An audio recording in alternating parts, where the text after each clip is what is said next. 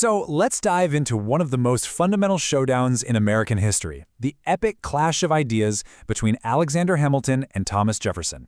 And really, this was so much more than just a political fight. It was a battle for the very soul of a brand new nation. And you know what? We're still feeling the tremors from it today. Just try to put yourself in this situation for a second. It's 1790. The United States just pulled off a miracle, winning its independence. But here's the catch. The country is completely, utterly broke. We're talking about a nation drowning in war debt, holding government IOUs that are basically worthless, and its reputation on the world stage?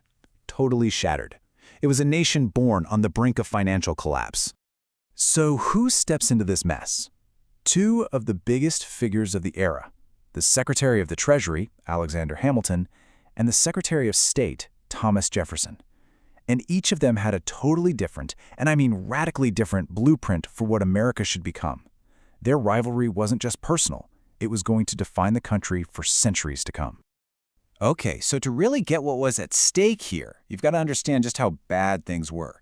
The new government wasn't just starting out fresh. It was starting deep in a financial hole, teetering right on the edge of total failure. The amount of war debt was just staggering. The bonds that were issued to pay soldiers and fund the revolution, yeah, they were trading for pennies on the dollar.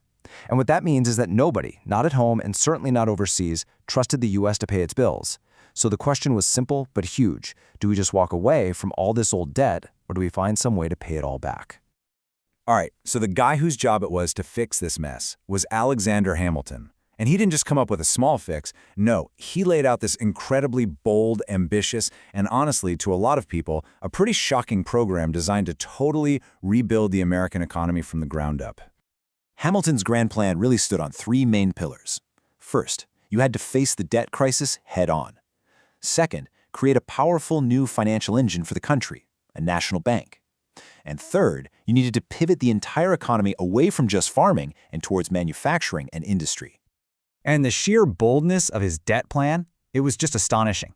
When he said the federal government would assume all the state debts, he meant the national government would take it all on, centralizing all that economic power. And funding at par? That was a massive gamble. It meant they'd pay back every single bond at its original face value, not the worthless price it was currently trading at. So what was the goal? Simple. Make investors rich and, overnight, prove that America's credit was good as gold. Now, the absolute centerpiece of his entire vision was the first bank of the United States. And this was really clever. It wasn't just a government agency. Nope, 80% of the money to start it would come from private investors. You see, this was a genius move because it tied the personal fortunes of the wealthy elite directly to the success of the new government. If the country succeeded, they'd get rich. So what was this bank actually supposed to do? Well, a few key things. It would manage the government's money. It would create a single, stable national currency, and, this was the big one for Hamilton's vision, it would provide the huge loans needed to build factories, canals, and all the things an industrial powerhouse needs. Well, you can probably guess that a plan this big wasn't going to go over without a fight. And that opposition was led fiercely by Thomas Jefferson. Jefferson didn't just have a few minor disagreements. He saw Hamilton's entire system as a poison pill that would destroy American liberty. So he launched this systematic, all-out attack from 4 different angles. Jefferson's critique, man, it hit Hamilton from every possible angle. He argued the plan was politically unfair, it was constitutionally illegal, it was economically a disaster waiting to happen, and it was morally corrupting to the nation's character. So first, the political attack. Jefferson basically called it a ripoff. He said it was designed to help the bankers and merchants in the North while forcing the farmers in the South to foot the bill. And even worse, he argued it was a massive giveaway to speculators. These were the savvy investors who had bought up all those war bonds from poor, desperate soldiers for just pennies on the dollar. But the real heart of the fight, the legal battle, it all boiled down to this one fundamental disagreement about the Constitution itself. Jefferson was a strict interpreter. His view was, if the Constitution doesn't literally say, word for word, that you can do something, like create a national bank, then you can't, period. Hamilton, though, he had an elastic view. He argued that if the Constitution doesn't forbid it, and it's necessary and proper for the government to do its job, then it's allowed. And you can really hear Jefferson's deep-seated fear in his own words. He wrote this, and it's powerful. He's basically saying, look, if you let the government take one tiny step over the line that the Constitution draws, there is nothing to stop it from grabbing unlimited, boundless power. For him, it was a slippery slope to tyranny. Okay, so to get Jefferson's economic argument, you have to understand this one key concept: specie. It's a fancy word, but all it means is hard money. We're talking actual gold and silver coins, stuff that has real, physical value in and of itself. For Jefferson, that was the only real money. So for Jefferson, all of Hamilton's system, the banknotes, the public debt, the stock market, it was all just a big illusion, a shell game. He thought real wealth only came from one place: physical labor working the land. Everything else he dismissed as just, and this is his phrase, legerdemain tricks upon paper, basically financial magic tricks. And this all ties right into his final moral attack. Jefferson was terrified that Hamilton's financial world would corrupt the country's soul. He feared it would create a nation of city-dwelling stock jobbers and gamblers who didn't actually produce anything. For him, true Republican virtue, the kind of moral character a free country needs to survive, that was grown in the soil by farmers. So what we really have here isn't just a disagreement over a bank. No, this is much bigger. This is two completely different, competing visions for what America was supposed to be. It was a duel for the nation's identity.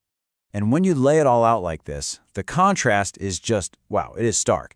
In Jefferson's America, the hero is the independent farmer. The economy is all about agriculture, and power is spread out with a weak central government. But in Hamilton's America, the hero is the merchant, the industrialist. The economy is driven by finance and manufacturing, and it's all held together by a strong, centralized federal government. These two Americas just couldn't be more different. So, who won, right? Who got their way? Well, it's complicated. In the short term, they did what politicians do. They cut a deal. But the core questions at the heart of their argument, those were far from settled. In fact, you could argue we're still debating them right now. So how do they break the immediate deadlock? With a classic political horse trade, supposedly worked out over dinner. Jefferson and his allies in the South agreed to stop blocking Hamilton's debt plan and let it pass. And in return, Hamilton delivered the votes to move the nation's permanent capital south to a brand new city on the Potomac River, the city that would become Washington, D.C. But, and this is a huge but, that deal did not end the war, especially not the war over having a central bank. I mean, this fight raged on for over 100 years. The first bank's charter was allowed to expire in 1811. Then, in the 1830s, President Andrew Jackson, who was a huge Jeffersonian at heart, famously vetoed and killed the second bank. It wasn't until 1913 that the U.S. finally got a permanent central bank with the Federal Reserve. That just shows you how deep this divide really was. And that brings us right back to today. It leaves us with a final massive question. Just look around at our world. A world of global finance, huge cities, a powerful federal government, a complex industrial economy. Now think about that classic American ideal of the self-reliant, independent individual, the farmer or the financier. Whose America are we actually living in? Is it Hamilton's vision that went out, or does Jefferson's dream still capture the true soul of the country? It seems to me that debate is very, very far from over.